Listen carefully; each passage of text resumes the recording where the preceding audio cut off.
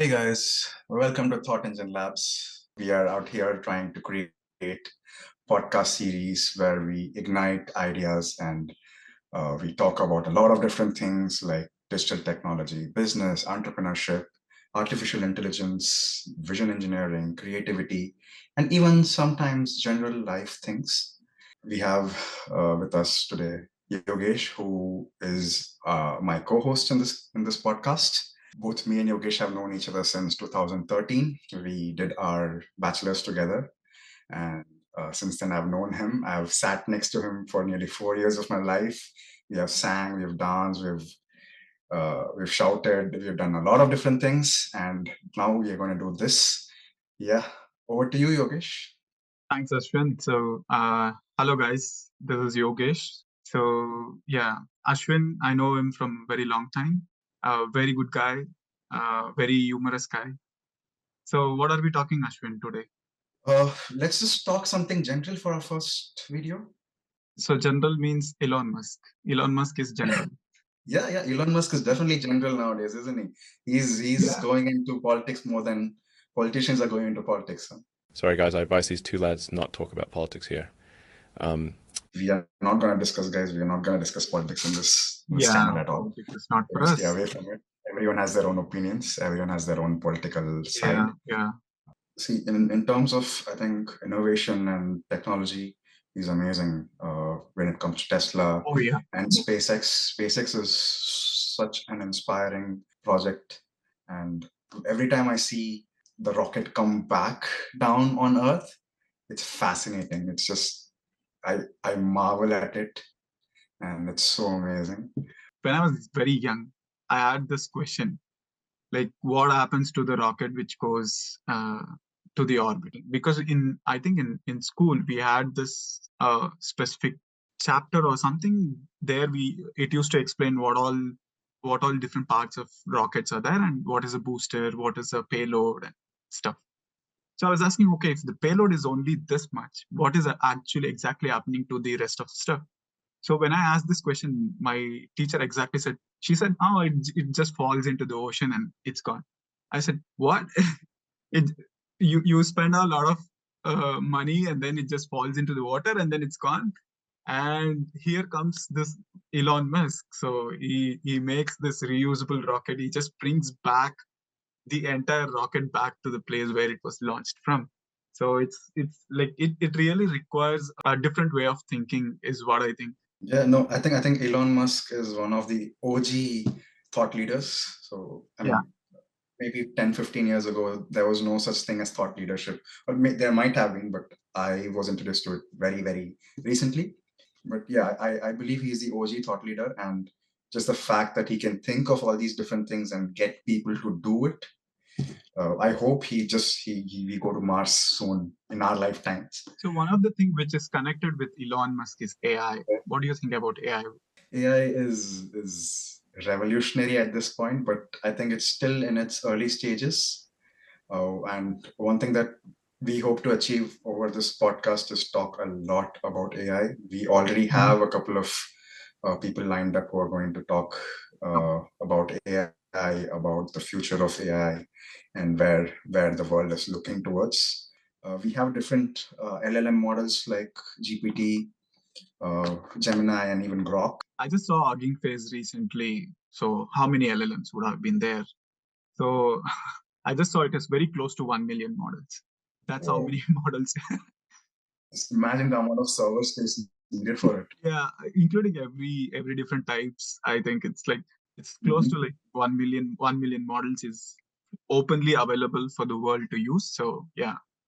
Well, I think OpenAI was the one which started everything in 2022, and from there, I think they've taken the world by Yeah, storm yeah, yeah. for the past 2 years, I think and hopefully for the next couple of years as well. yeah, the huge credits goes to Google engineers because they are the ones who dropped that paper of transformers in general. Ah, So this story is very good, like between what happens between Elon Musk and OpenAI, because he was the one who was part of OpenAI, who had invested some money in OpenAI, and then he and Sam Altman gets in some kind of differences, and then he leaves OpenAI. What happened with GPT is they didn't make the model open, but the usage was open to people. So what other companies started doing was they started doing their own way of models. Major ones are Llama from Meta. So the guy just pivoted from he was doing like the metaverse thing, and then he directly pivots back into AI because he came to know that AI is a thing. So whatever investments he had done for metaverse, I don't know what No. I'm not sure if you're aware, but he was working on I think deep learning models before Metaverse started, and there was this rumor that the model that he created became self-aware. I'm not Oh sure yeah, if yeah, you're aware of that. yeah, yeah, yeah. I read And about that's when he read shut down about the this. project and Yeah, he started the Metaverse. yeah. Something like this happened there. So there was two different AI models started talking with each other in its own language. It Yeah, created its own exactly. language and then it started talking to each other. Yeah. Best thing he did was he gave the best models open sourced. Like you can just take these open source models, you can run in your whatever servers you have, like the smaller ones you can even run in your PC. Now again, there's one company from UK which is Mistral. So Sure. Mistral was one of the also producing one of the best models. If I'm not talking about Claude, then yeah, people would definitely hate me because Claude is also one of the best models. Because if you see, so people are just creating any kind of simple games applications using Claude. And recently, I was also in an hackathon. Basically, I was trying to do coding in the hackathon, and I was going to Claude, and I was asking, okay, I want to do this, and then it was generating code, and I was thinking, what am I doing in the hackathon? I'm just asking Claude to do the development, and then it's generating very good clean code, which is like which Oh, is also compiling without any errors. So it's amazing to see how tech is coming, because it's also the major people in the industry says so English will be the new programming language. that is So true. all you need to know is an English to do programming. But what about people from other countries and other languages? Okay, I know German. Can I not program? No, it's not like that. But you can also program using German. So they mean to say that whatever you common language, so you can you can become a programmer by using your own native languages. Speaking about Meta, I was also seeing how we acquired many different companies. One of the companies is Instagram. So yeah, speaking of Instagram, there's a lot of doom scrolling going on. So it's called doom scrolling because it is literally your doom. You waste so much of time just scrolling, next reel, next post, next meme, and that's the most counterproductive thing any person can do.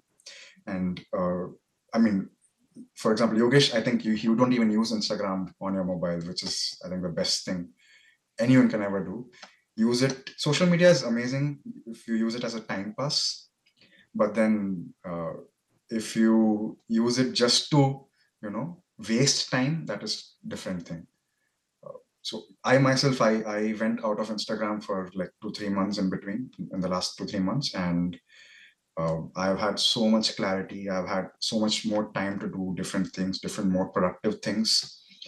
uh, I've tried to put myself forward in front of people more confidently, because oh my god, the self-esteem that lingers in that app.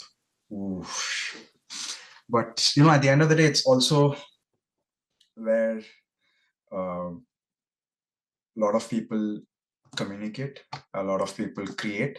So I guess it's come to a point where social media, especially Instagram and TikTok, has become a necessary evil in our lives. But right now, the evil part is more than the necessary part. So I follow these channels in YouTube. Like one of them is Haberman's Lab, and one of the things they say is when you are watching a lot of Instagram, you're frying your brain because of a lot of this dopamine hits you get. You keep frying, and if you're looking for a very long time, so you get like this kind of brain fogs after like when you close the Instagram and then you stop it. So you kind of get a sudden brain fog and you don't feel like doing anything because you are not and no more interested in doing anything. Because of No. this, this dopamine is very important. Like, how do you get dopamine is very important. That is where you train your complete mindset and your habits and everything form based on your dopamine.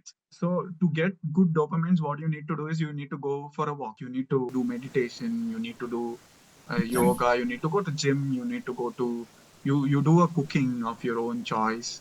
Do an art. Speak to a friend. So there are a lot of different ways you can get real good dopamine. So what happens is you are training your brain to get good dopamines. But then what I do regularly on a very regular basis, both in Instagram and LinkedIn, is when I see some content which is very good. Maybe it is funny. Someone is doing some crazy stuff or something. When you're watching it, Instagram learns that it wants to show only these stuff. So what I consciously do is I report these videos. I say that I don't want to see such videos anymore, both in LinkedIn and in Instagram, so that I'm telling the algorithm, okay, I let myself use your app. I know consciously I'm taking a decision, but show me at least some videos which is helpful for me. That's good. That's really good. Uh, I think we had a lot of productive conversations, Yeah, and guys, from it's not Elon going to be Musk. this chaotic always.